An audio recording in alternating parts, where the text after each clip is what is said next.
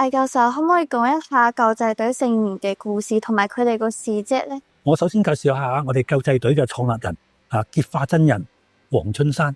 黃春山先生咧係江蘇揚州嘅江都人。1922年咧，佢係入修南京嘅下關道院，出任院監。1924年9月，江浙戰爭爆發。江浙戰爭咧其實係一次軍閥戰爭。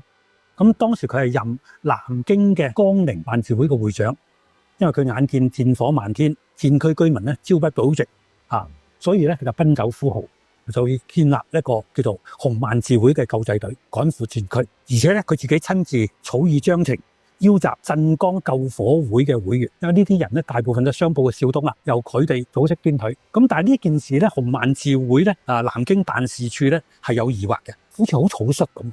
咁呢個費用係點樣去攤分或者呢個符唔符合總會嘅一個要求等等咧？呢樣嘢佢哋有疑惑。咁但係當時咧我哋總會一個創辦人叫鄭英之就南下鄭英之先生咧非常支持成立救護隊。喺佢支持底下咧，咁就水到渠成啦。因為佢係總會噶嘛，為咗呢件事撥出咗專款，咁有錢啦，有錢有人自然就得啦。咁咧，所以咧呢個救護隊就成立啦。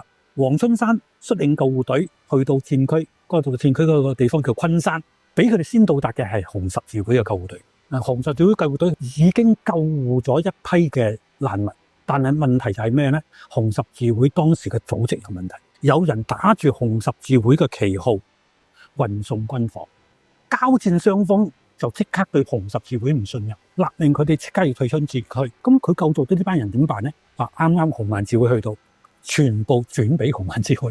咁紅萬字會黃春山咧就將呢件事咧立即回報南京啦。咁南京咧亦都馬上組織收容所去收容呢一批災民而且咧亦都喺前線咧就設立咗一啲臨時醫院，使到咧紅萬字會救護隊嘅聲名鵲起。所以變咗以後我哋同紅十字會做好多配合。當時咧我哋好支持我哋成立救護隊嘅鄭英之先生咧佢係隨隊出發嘅。佢話咧，當佢去到戰場嘅時候咧，耳聞目見之事慘不忍言，戰場個痛苦係好大嘅而且需要嘅嘢係好多嘅。佢對於黃春山先生佢嗰個領導，佢個組織咧，佢覺得好推崇，所以鄭英之咧亦都能夠回京復命呢件事做得好嘛。咁自此之後救護隊咧就成為咗紅萬字會一個常設組織即係各個地方都成立救護隊。咁黃春山先生一直好積極咁參與救護隊嘅工作，仲將自己嘅第四仔黃宏群都介紹入救護隊，咁上陣不離父子兵。1926年9月，當時咧又爆發咗一個叫做禁岳戰爭，就喺江西湖北呢個交界。咁紅萬字會咧即刻聯合咗鎮江、常州、徐州、南京、江寧、蕪湖、安慶同埋上海呢個分會咧，組織咗一個聯合救護隊去趕赴現場，由黃春山做隊長。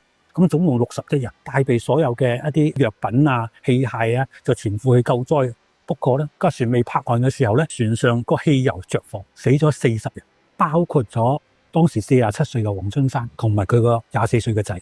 呢件事對於紅萬字會嗰個衝擊係好大。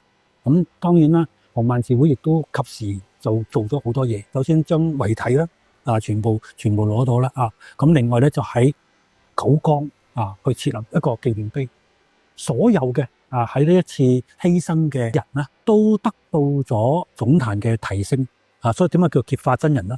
結化真人就係扶乩落一個命令，將佢提升為真人。喺道教嚟講咧，真人咧等於神仙，佢哋各個咧死後係進到仙位。